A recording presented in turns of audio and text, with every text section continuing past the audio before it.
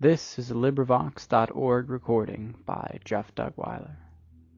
Thus Spake Zarathustra by Friedrich Nietzsche, translated by Thomas Common. Part 2, Chapter 27. The Virtuous. With thunder and heavenly fireworks must one speak to indolent and somnolent senses. But beauty's voice speaketh gently.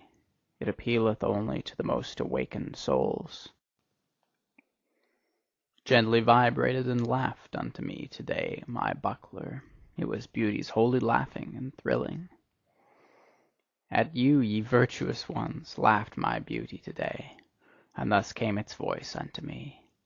They want to be paid besides. You want to be paid besides, ye virtuous ones. Ye want reward for virtue, and heaven for earth, and eternity for your today. And now ye upbraid me for teaching that there is no reward giver nor paymaster. And verily I do not even teach that virtue is its own reward. Ah, this is my sorrow. Into the basis of things have reward and punishment been insinuated, and now even into the basis of your souls, ye virtuous ones. But like the snout of the boar shall my word grub up the basis of your souls. A plowshare will I be called by you. All the secrets of your heart shall be brought to light, and when ye lie in the sun grubbed up and broken, then will also your falsehood be separated from your truth. For this is your truth. Ye are too pure for the filth of the words, vengeance, punishment, recompense, retribution. Ye love your virtue as a mother loveth her child. But when did one hear of a mother wanting to be paid for her love? It is your dearest self, your virtue. The ring's thirst is in you. To reach itself again struggleth every ring, and turneth itself. And like the star that goeth out, so is every work of your virtue. Ever is its light on your way and travelling, and when will it cease to be on its way? Thus is the light of your virtue still on its way, even when its work is done.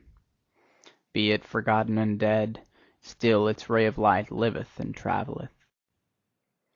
That your virtue is yourself and not an outward thing, a skin or a cloak, that is the truth from the basis of your souls, ye virtuous ones. But sure enough there are those to whom virtue meaneth writhing under the lash, and ye have hearkened too much unto their crying. And others are there who call virtue the slothfulness of their vices, and when once their hatred and jealousy relax the limbs, their justice becometh lively and rubbeth its sleepy eyes. And others are there who are drawn downwards, their devils draw them, but the more they sink, the more ardently gloweth their eye, and the longing for their God. Ah, their crying also hath reached your ears, ye virtuous ones. What I am not, that is God to me, and virtue. And others are there who go along heavily and creakingly, like carts taking stones down hill. They talk much of dignity and virtue. Their drag they call virtue. And others are there who are like 8-day clocks when wound up. They tick and want people to call ticking virtue. Verily, in those I have mine amusement. Wherever I find such clocks, I shall wind them up with my mockery, and they shall even whir thereby.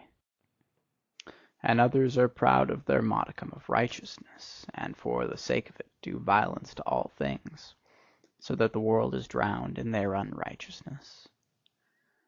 Ah, how ineptly cometh the word virtue out of their mouth! And when they say, I am just, it always soundeth like, I am just revenged. With their virtues they want to scratch out the eyes of their enemies, and they elevate themselves only that they may lower others. And again there are those who would sit in their swamp and speak thus from among the bulrushes. Virtue, that is to sit quietly in the swamp. We bite no one, and go out of the way of him who would bite, and in all matters we have the opinion that is given us. And again there are those who love attitudes, and think that virtue is a sort of attitude. Their knees continually adore, and their hands are eulogies of virtue, but their heart knoweth naught thereof. And again there are those who regard it as virtue to say, "Virtue is necessary," but after all they believe only that policemen are necessary. And many a one who cannot see men's loftiness calleth it virtue to see their baseness far too well. Thus calleth he his evil eye virtue. And some want to be edified and raised up, and call it virtue. And others want to be cast down, and likewise call it virtue.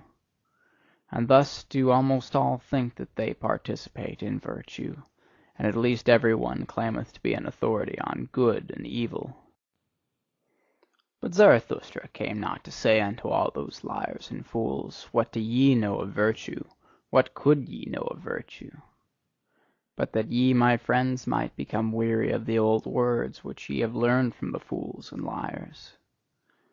That ye might become weary of the words reward, retribution, punishment, righteous vengeance.